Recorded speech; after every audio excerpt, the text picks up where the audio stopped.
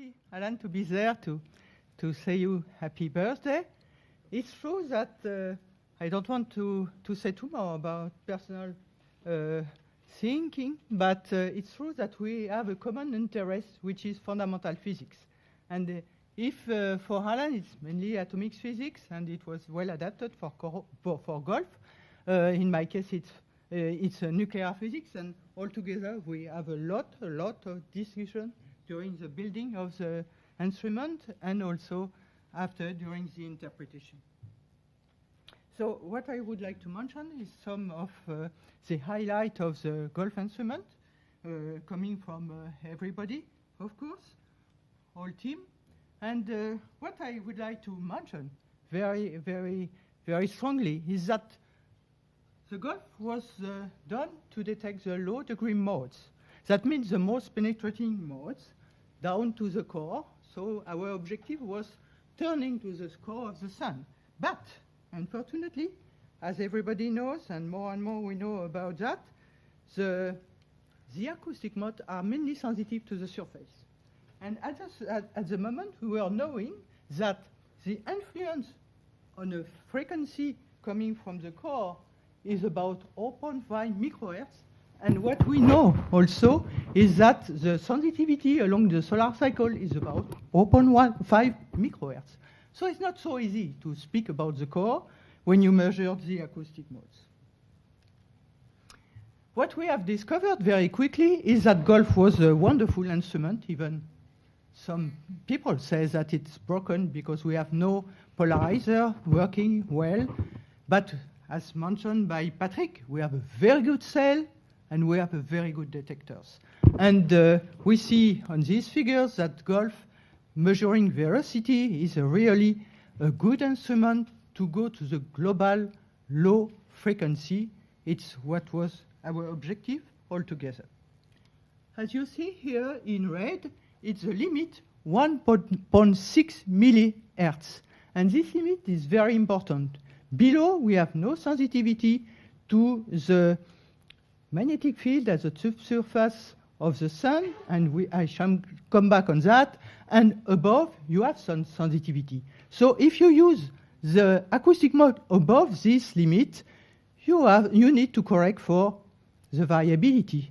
If you can reach the mode below, and it's what we have get with golf, you can be a little relaxing on this point, and it's why what we have obtained in 201 is something important. We have used these low degree modes, low frequency degree modes also, and doing that we can say something on the core, and it was a good period for that because you were knowing that at that time neutrino as detected with the Sudbury detectors.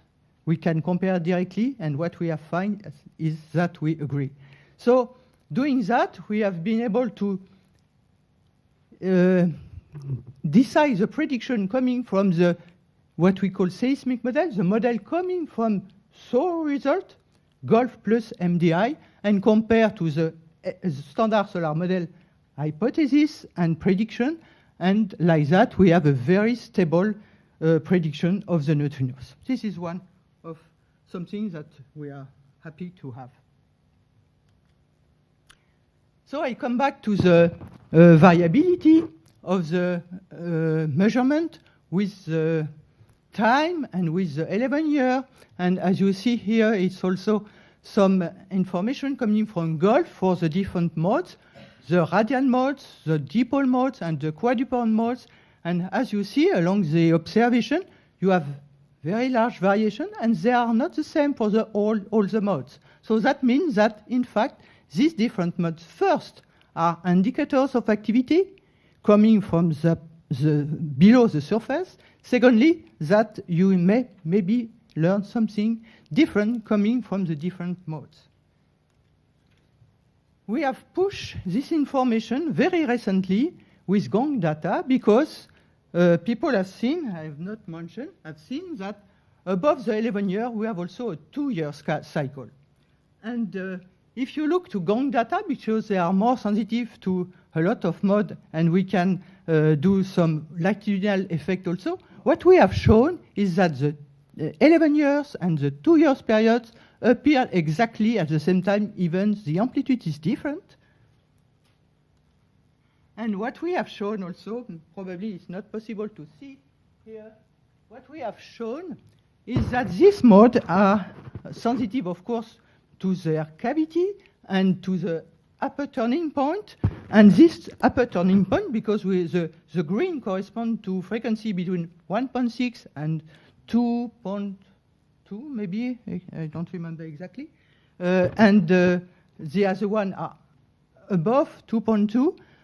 These are a turning point which is above 600 kilometers below the surface. That means the manifestation you see are extremely subsurface manifestation.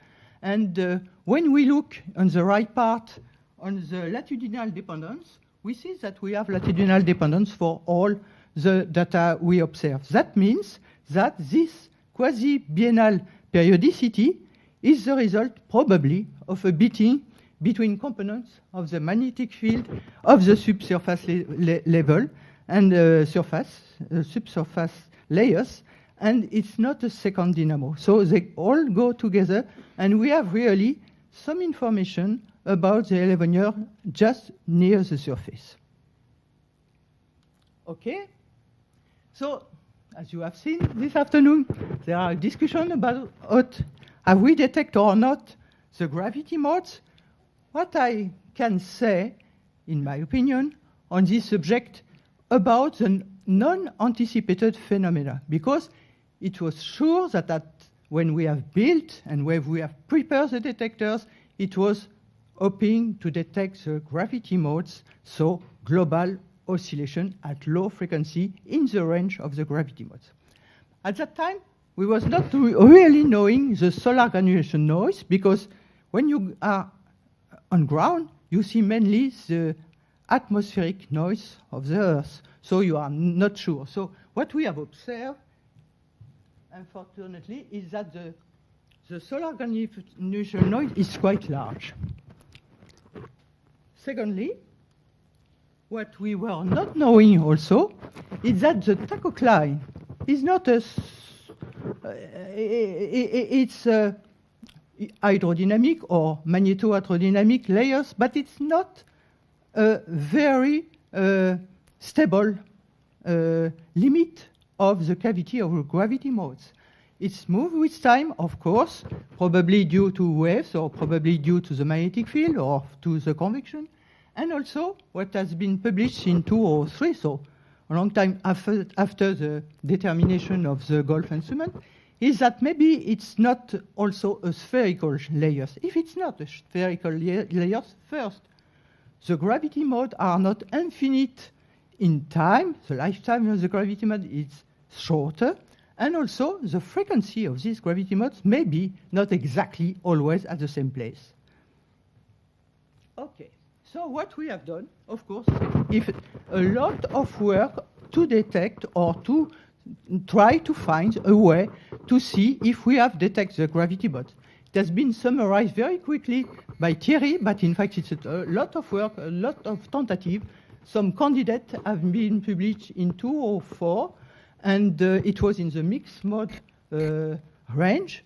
These one are the result of the reflection of what I said before. That means if they are not stable in time, we need to integrate several modes to see effectively something and compare to the physics that we know. We have never looked for exactly the frequencies that we think from theoretical model, as it has been said, but we have compared. And what we have seen here effectively has a very high probability to be gravity modes. It's why we think that probably we have seen some sign of the gravity modes. If you believe that, and of course we think that we can believe, but of course there is no other instrument who has the capability to say yes or no, you can think about the rotation in the core compared to model which introduce angular momentum, And of course, it's very interesting to do that. And you see that you reject completely model which introduce a large initial rotation of the sun.